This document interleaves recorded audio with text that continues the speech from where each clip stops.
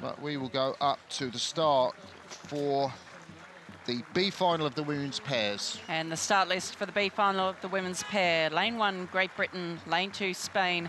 Lane 3, Greece. Lane 4, Lithuania. Lane 5, Czech Republic. And Lane 6, Italy. So there are the two British women, Emily Ford and Esme Booth, in the stroke seat out of the British women's 8. Turning round, it is Esther Breeze Zamora to her partner, Anya Sid, the experienced Anya Sid, the Tokyo Olympian, 28-year-old, in the bows of the Spanish pair. There are two Greeks, Christina Brompu and Evangelina Anastasiadou, up in the bows, 21-year-old. Brompu, of course, in the Tokyo Olympics. The Lithuanians, Eva Adomovic-Kaite and Kamil Kralikaite in lane 4. Radka Novotnikova and Paula Flamikova from the Czech Republic. Flamikova inspired by double Olympic champion Helen Glover. And Alice Cadato and Aisa Rocek from Italy on this close side of the course, the women from the Gavirati and Carabinieri clubs. Important to say that the top 5 of these boats will go through and qualify their country's boat for the Paris Olympics. There is jeopardy because the last place crew will miss out on qualification. And really, we are going to be watching the race for 5th place, I guess. Yeah, very much top 5 positions qualifying. I mean, it's nice to finish 7th or 8th, but you really don't want to finish 12th, do you, Sarah? It's absolutely brutal, these B finals. I remember last cycle that the B finals were some of the best races of the World Championships, because in many of them it will be the top 11, particularly in the small boats, that will qualify. So it does quickly change partway down the course from hoping to get a placing in the race to just not being last. British women raced yesterday as part of the women's 8 that finished 2nd and qualified for the final in their repechage. Wonder how that'll affect them today.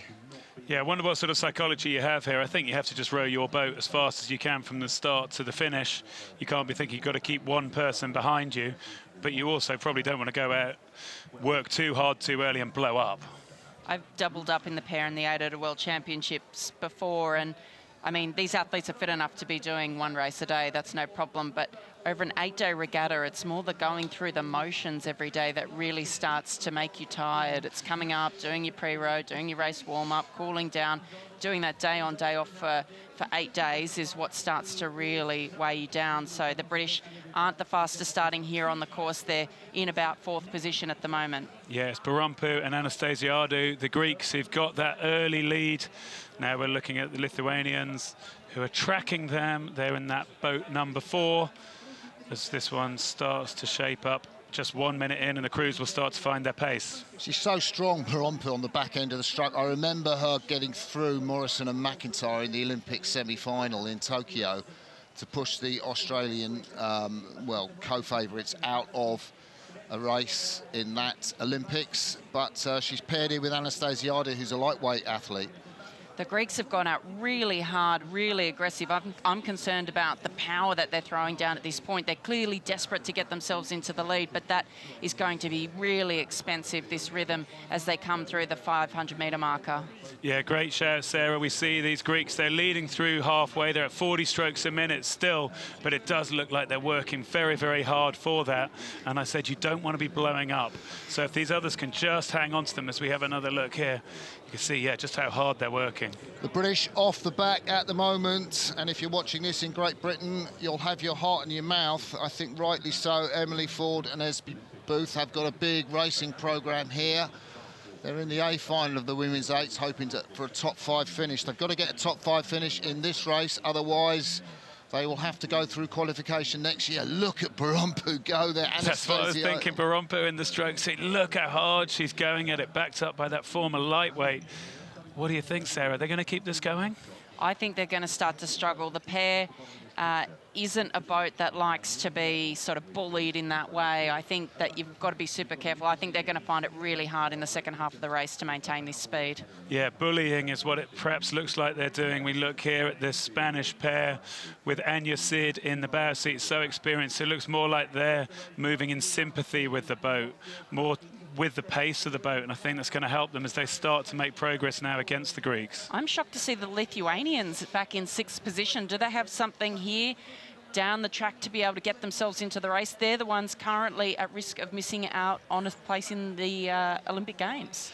Qualification in the bow of that Lithuanian 8 won an under-23 gold medal in the pairs.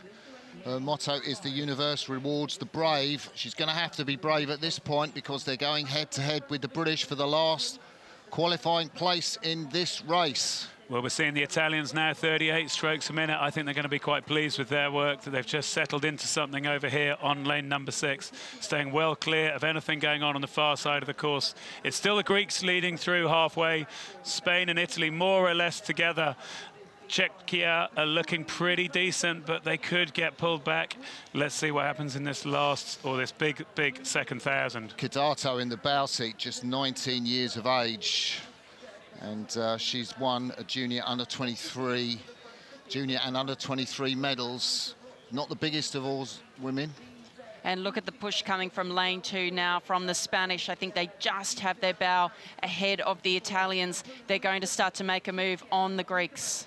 You called it, Sarah, that aggressive start from the Greeks and the fluid style of the Spanish Anya Sid, the experienced oarswoman up in the bows. It looks like Britain have got through Lithuania for that qualifying place, and at the moment there is a 5-metre gap and the Lithuanians have got a lot of work to do.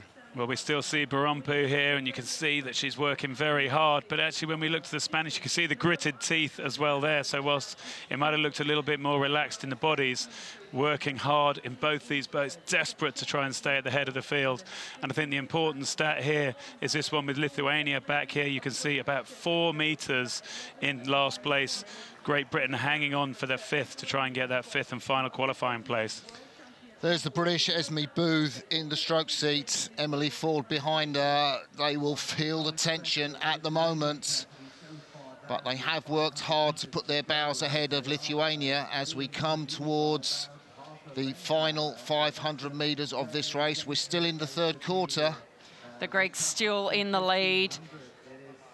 They're managing to hold a little bit of an advantage as they come through the 1,500-metre mark. Are they going to be able to hold these boats at bay? But look at the rest of the field coming back towards them now. Well, we've seen the Lithuanian men's pair with a big sprint finish already this morning. So I wonder whether the Lithuanian women's pair will be able to wind it up and close this gap. I can't help thinking that boat number 4 is going to close on the rest of the field and see, will they be last, or who will it be out of these crews on our screen? The whole race seems to be tightening up right now. It is Novotnikova and Flamikova from Czechia, perhaps. Oh, a little catch of blades from the Lithuanians. They were starting to wind it up. They had momentum. They just lost it there. Sometimes after you catch your blade, you find something else. You really put it in, big surge of adrenaline. Yeah. So Lithuania are missing out. Barompu still hanging on there, the stroke of the Greek pair. And the boats in 3rd, 4th and 5th. Great Britain, Czechia and Italy, all bow ball for bow ball here. You said it, Greg, this race is tightening up. The Greeks still in the lead. I'm amazed that they've been able to do this. In fact, maybe they're starting to open up on the Spanish. Yeah, Barompu is such a fantastic oarswoman. She had the finish in the Tokyo Olympics. She's got it here too. But look at the boat speed of the Lithuanians. They were the fastest boat on the course. You can't see them in the picture right now. I think they're going to be closing up, making it very difficult for these following crews. I think they're coming up with the Italians. They're going to be pressing the British. I think the British are probably looking okay right now, but it's going to be very close. Here you see it on this drone shot. Kadato and Rocek at threat here. I think the Lithuanians are through into a qualifying position. It's the Italians now in last place. They will miss out on going to Paris. What a finish from the Lithuanians. The Spanish challenge the Greeks coming up towards the line. Anya Sid and Esterbri Zamora might just get through the Greeks for that first place. No, I think Barompu will hold them off. It is the Greeks who take 7th place. The Lithuanians have got through the Italians. They're disconsolate. Britain qualified 2. The Lithuanians qualify. The Czechs qualify. And Kadato and Rocek disconsolately come in. They look so good in the middle of the race, the Italian pair. My goodness me, just shows you the tension in these races. Wow, and you can see how much that hurt the Greeks.